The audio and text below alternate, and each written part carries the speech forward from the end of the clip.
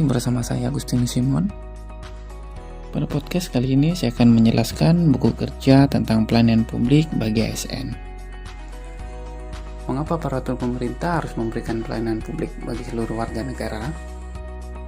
Sesuai dengan keputusan Menteri Pemberdayaan Aparatur Negara Nomor 63 Tahun 2004 yang berbunyi, hakikat pelayanan publik adalah pemberian pelayanan prima kepada masyarakat yang merupakan perwujudan kewajiban aparatur pemerintah sebagai abdi masyarakat. Karena itu, instansi publik berkewajiban memberikan pelayanan prima kepada masyarakat. Pelayanan prima mengandung pengertian salah satu usaha yang dilakukan pemerintah untuk melayani masyarakat dengan sebaik-baiknya, sehingga dapat memberikan kepuasan kepada masyarakat dan memenuhi kebutuhan serta keinginan masyarakat. Yang termasuk kategori barang jasa publik. Secara umum, barang publik biasa dipahami sebagai sesuatu yang dapat dinikmati atau dibutuhkan oleh semua orang. Sesuatu barang publik merupakan barang-barang yang tidak dapat dibatasi siapa penggunanya dan sebisa mungkin bahkan seorang tidak perlu mengeluarkan biaya untuk mendapatkannya. Contoh barang publik diantaranya udara, cahaya matahari, papan marka jalan, lampu lalu lintas, dan jaminan keamanan TNI dan Polri. Mengapa monopoli membuat individu tidak dapat memperoleh barang jasa yang mereka butuhkan di pasaran? Ini diakibatkan karena hanya ada satu kekuatan atau kekuasaan pihak yang menguasai pasar dan mendominasi terjadinya transaksi ekonomi. Apabila barang jasa yang dibutuhkan tidak ada yang menyerupai atau menggantikan barang atau jasa tersebut, maka kondisi pasar yang dikuasai oleh suatu penjual akan terus berlangsung, sehingga munculnya ketidakadilan dari produsen atau penjual terhadap konsumen atau pembeli. Hal ini terjadi karena kekuatan produsen yang bersifat mutlak. Sistem ini juga memungkinkan terjadinya ketidakadilan yang membuat individu tidak dapat memperoleh barang jasa yang mereka butuhkan. Barang jasa yang memiliki rivalitas dan eksklusivitas. Rivalitas adalah barang jasa tertentu yang telah dikonsumsi oleh seorang individu, tidak akan habis dan masih dapat digunakan oleh individu lain tanpa mengurangi manfaat dari barang jasa tersebut, serta kepuasan individu yang menggunakannya kemudian.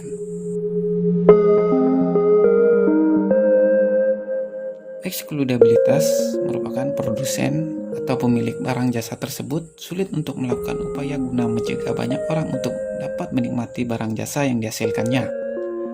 Sebab biaya untuk mencegah individu-individu lain tidak dapat menikmati barang jasa yang mereka hasilkan jauh lebih mahal dibandingkan keuntungan yang mereka peroleh. Consumption atau konsumsi dalam barang dan jasa. Joyness in consumption.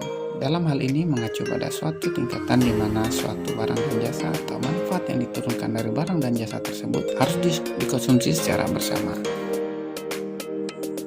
Rivalry in consumption. Apabila pengguna atau konsumsi barang dan jasa oleh pengguna membuatnya tidak mungkin untuk yang lainnya untuk menggunakan barang dan jasa, maka jasa layanan tersebut dikonsumsi secara terpisah atau secara individual. Karakteristik perkembangan perubahan paradigma layanan APA menjadi NPM kemudian menjadi New Public Service. Dalam administrasi publik klasik atau disebut dengan APA memiliki persamaan dengan kondisi pelayanan publik Indonesia di mana sistem birokrasi di Indonesia masih cenderung sulit untuk dijangkau oleh masyarakat karena proses birokrasi yang lama dan kaku. Dalam administrasi publik klasik ini lebih memfokuskan pada efisiensi dan rasionalitas sehingga melupakan sisi humanis dan internal organisasi.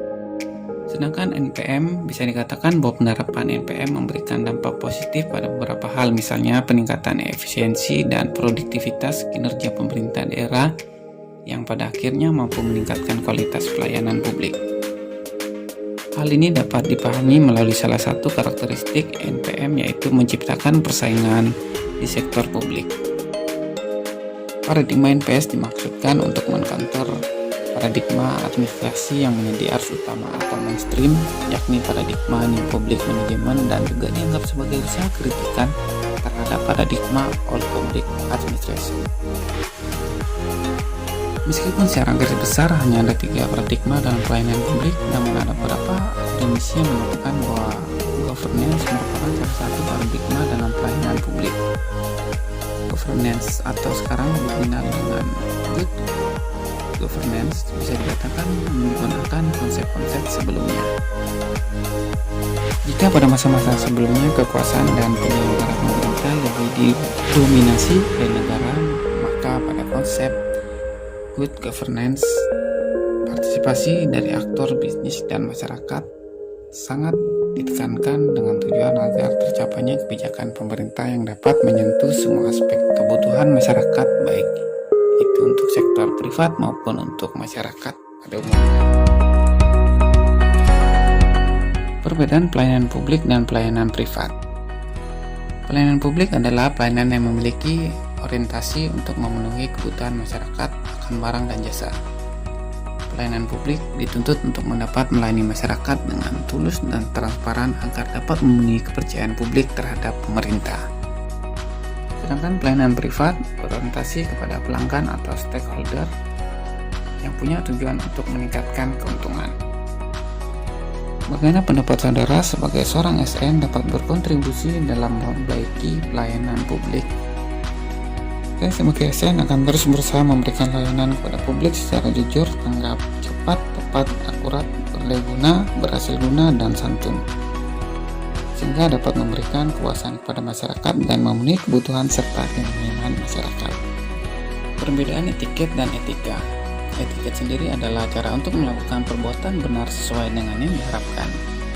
Sementara etika adalah niat perbuatan itu boleh dilakukan atau tidak sesuai dengan pertimbangan niat baik atau buruknya. Dasar-dasar etiket dalam pemberian pelayanan publik.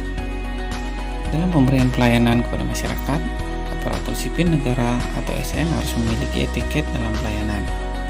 Sikap perilaku dan sikap fisik dalam melayani merupakan bentuk etiket dalam pelayanan.